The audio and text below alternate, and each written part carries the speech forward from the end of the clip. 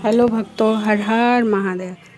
सबसे पहले गणेश जी को प्रणाम, शंकर भगवान के प्रणाम, पार्वती माँ को प्रणाम, कार्तिकेय जी को प्रणाम, सभी देवी देवताओं को प्रणाम, बजरंगबली को प्रणाम। भक्तों, आज मैं शिव महापुराण के रुद्र संहिता का 11वां अध्याय कहने जा रहे हैं। विधि और उसका फल। ऋषि बोले, हे सूर्य, यह तो आपने मुझे महादिव्य शुभलिंग की उत्पत्ति सुनाई, जिसके प्रभाव से दुखों का नाश हो जाता है। हे महाभाग, अब आप ब्रह्मा और नारद के संवाद के माध्यम से शिव पूजन की विधि बताइए, जिसके करने से शिव जी प्रसन्न हों। ब्राह्मण, क्षत्रिय, वैश्य और शूद्र चारों वर्णों को शिव जी की पूजा का जो अधिकार है, उसका क्या क्रम है? व्यास जी ने जैसा आपको बताया है उसे मुझसे कहिए। सूत जी बोले, हे मुनीश्वर, जैसा आपने पूछा है ऐसा ही पहले व्यास जी ने सनत कुमार जी से पूछा था और जिसे उपमन्यु ने सुना था, उसी को फिर से व्यास जी ने मुझे पढ़ाया और उपमन्यु ने श्री कृष्ण जी से सुना।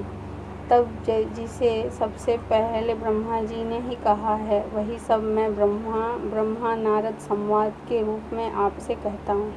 ब्रह्मा जी बोले, हे नारद, अब मैं तुम्हें लिंग पूजन संक्षेप में कहता हूँ, ध्यान देकर सुनो। यदि विस्तार से कहूँ तो सैकड़ों वर्षों में भी संपूर्ण नहीं होगा। शिव जी की पूजा परम भक्ति से करनी चाहिए, इसके करने से सारे अनिष्टों का नाश हो जाता है। मनुष्य को संतान सुख की प्राप्ति होती है। चारों वर्णों को सब कर्मों और अर्थों की सिद्धि के लिए शिव जी की पूजा करनी चाहिए। प्रातःकाल ब्रह्म मुहूर्त में उठकर गुरुदेव और शिव जी का स्मरण करता हुआ सब तीर्थों का स्मरण करें और हरि भगवान का ध्यान करें। साथ ही मेरा और देवताओं तथा मुनियों का भी ध्यान करें। फिर शिव स्तोत्र का पाठ करें और तब उठकर मल त्यागने के लिए दक्षिण दिशा की ओर जाएं, वहाँ एकांत में मल त्याग करें। और ब्राह्मण हो तो शुद्धि के लिए 5 बार हाथ धोएं, क्षत्रिय 4 बार, वैश्य 3 बार और शूद्र 2 बार हाथ धोएं।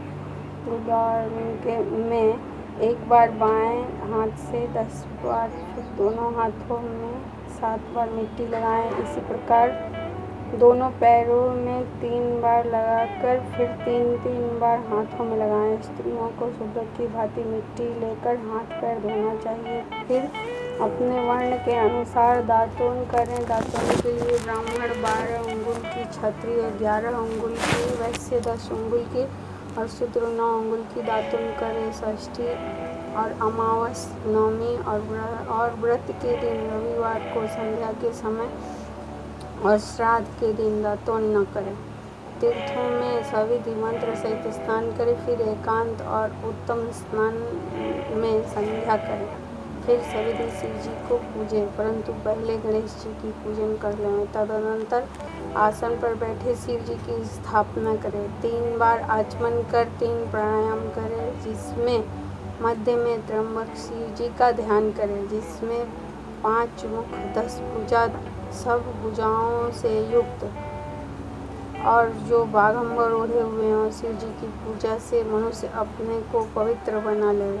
फिर प्रणव मंत्र अर्थात ओमकार से ही षडंगन्यास पर शिव जी की पूजा आरंभ करें, जिसकी ओर बहुत सी विधियां गुरुदेव से प्राप्त कर लें। फिर शिव जी पर सहस्त्र जलधारा वेद मंत्रों द्वारा चढ़ाएं। फिर शिव जी के ऊपर चंदन और पुष्पादि चढ़ाएं और प्रणव पूर्वक उनके आगे सुगंधि की सामग्री दें। फिर नाना प्रकार के वेद मंत्रों से उनकी स्तुति करता हुआ उन्हें नमस्कार करें और फिर अर्घ्य देकर शिव जी के चरणों में पुष्प बिखेर दें। फिर देवेश को प्रणाम कर आत्मा से शिव जी की आराधना करें। प्रार्थना करते समय हाथ में पुष्प लेकर उनके सामने खड़ा हैं और अंजलि बांधे रहें और कहें कि हे शंकर जी, मैंने ज्ञान से अथवा अज्ञान से आपकी जो कुछ भी पूजा की है वह सफल हो। और ऐसा कहकर हर्षित होकर शिव जी के ऊपर फिर पुष्प चढ़ाएं और स्वस्ति वाचन कर अनेक प्रकार के आशीर्वाद ग्रहण करें। फिर शिव जी के ऊपर पूजा की चढ़ाई हुई सभी वस्तु हटाकर नमस्कार करें और अपराध क्षमा के लिए फिर आचमन करें। फिर अघोर मंत्र से शिव जी की प्रार्थना करें और गले से अधिक शब्द निकालकर उनकी पूजा करें। फिर अपने समस्त परिवार के साथ शिव जी को नमस्कार कर अत्यंत प्रसन्न होता हुआ सारे कार्यों को सुखपूर्वक करें। इस प्रकार की शिव पूजा से उसे पद पद पर सर्व सिद्धियों की प्राप्ति हो सकती है, उसका दुख मिट जाता है और शिव जी की कृपा से कल्याण पाता है तथा शिव जी की पूजा से उसके और भी गुणों की वृद्धि होती है। हे मुनिवर, यह शिव जी की पूजा की विधि कही। हे नारद, अब इसके पश्चात और क्या सुनना चाहते हैं? बोले बाबा भोलेनाथ की जय। तो मुझे विश्वास है कि ये कथा आप लोगों को बहुत पसंद आ रहा होगा। अगर पसंद आए तो लाइक, शेयर और कमेंट करें। चैनल को सब्सक्राइब जरूर करें। धन्यवाद।